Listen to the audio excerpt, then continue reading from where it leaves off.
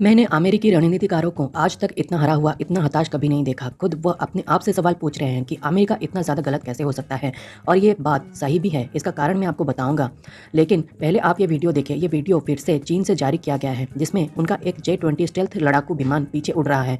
लेकिन उसके आगे उससे भी ज़्यादा साइज़ का कम से कम 3-4 गुना बड़ा एक प्लेन उड़ रहा है, जो कि एक स्टेल्थ प्लेन है। और ये कोई आम प्लेन नहीं है, ये चीन का H-20 सीरीज़ का स्टेल्थ बम वर्षक विमान है।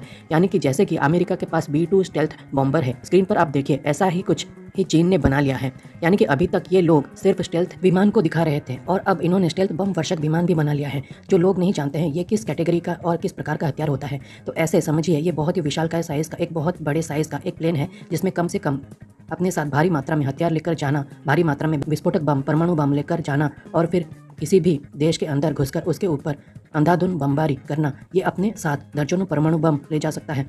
यानी कि एक चुटकी में ये किसी छोटे मोटे देश का सफाया कर सकता है, अकेला प्लेन। अब आप सोचिए, उस प्लेन को आप स्टेल्थ बना दो, मतलब कि कोई भी रडार, कोई भी डिफेंस सिस्टम उसे पकड़ नहीं पाएगा। जिस देश के ऊपर वो बम बरसा रहा है उसे पता ही नहीं चलेगा कि उसके ऊपर बम गिराया किसने। उस लेवल का स्टेल्थ। और अब ये टेक्नोलॉजी चीन के पास आ चुका है। चीन ने खुद का S-20 तैयार कर लिया है और उसे उड़ाकर भी दुनिया को दिखा दिया। लेकिन आप कहेंगे कि ये टेक्नोलॉजी तो अमेरिका के पास वर्षों से है, उसके पास B-20 स्टेल्थ बॉम्बर है, बल्कि B-20 का भी बाप बना लिया है उसने, B-21 रेडर, जो कि स्टेल्थ ही नहीं 6th जनरेशन की टेक्नोलॉजी के साथ आता है। तो उसे क्या दिक्कत हो सकता है? तो दिक्कत तो बहुत ज़्यादा है। सबसे पहले आप अप्रैल 2024 का ये आर्टिकल देखिए। अमेरिका मीडिया कह रही थी कि H-20 जो स्टेल्थ बम्बर चीन बना रहा है, ये हमारे लिए इतना कंसर्न की बात नहीं है, हमारे लिए चिंता की बात नहीं है, हमारे लिए तो ये खिलौने की तरह है और हम चीन को इस H-20 को बिल्कुल भी सीरियसली नहीं लेते।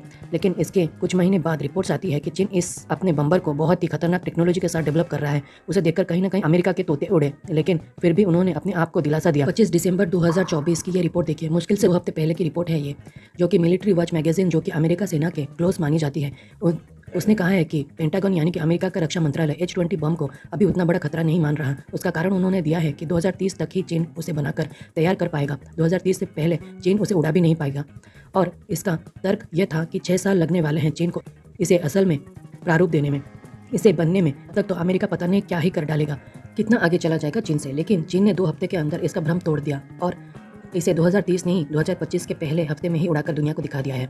और इसीलिए ये अमेरिका के लिए किसी शॉक, किसी सदमे से कम नहीं है। अमेरिका को समझ नहीं आ रहा है कि वो रिएक्ट कैसे करे। अमेरिका के डिफेंस सर्कल में यकीन मानिए हड़कंप मचा पड़ा है कि चीन कैसे कैसे सरप्राइज उसे दे रहा है। और इस अमेरिका सरकार और उसकी जो पेंटागन है, रक्षा मंत्रालय है, वहाँ का उसके जुड़े हुए जो सुरक्षा सलाहकार हैं, वो इस बात को इवेलुएट कर रहे हैं कि कहीं स्टेल्थ टेक्नोलॉजी में चीन हमसे आगे तो नहीं निकल गया।